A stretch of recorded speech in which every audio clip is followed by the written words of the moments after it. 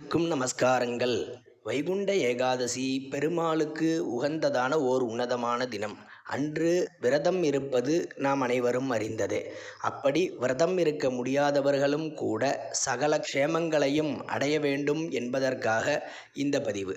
வைகுண்ட ஏகாதசி விரதத்தை கடைபிடிக்கும் முறை யாதெனில், தசமி அன்று, அதாவது வைகுண்ட ஏகாதசிக்கு முதல் நாள் இரவு ஆரம்பித்து வைகுண்ட ஏகாதசி முழுவதும் சாப்பிடாமல் இருந்து மறுநாள் காலை பாரணை செய்து இந்த விரதத்தை பூர்த்தி செய்ய வேண்டும். வைகுண்ட ஏகாதசி அன்று விரதம் இருக்க முடியாதவர்கள் அரிசி சாப்பிடுவதை முற்றிலும் தவிர்க்க வேண்டும்.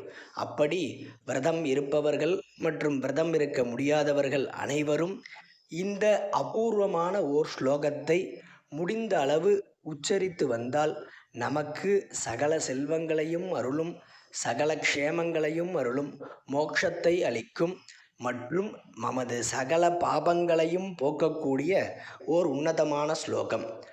வெங்கடேசோ வாசுதேவஹா பிரத்யும்னோ அமித விக்ரமஹா சங்கர்ஷனோ அனிருத்தஸ்ச சேஷாத்ரிபதிரேவச.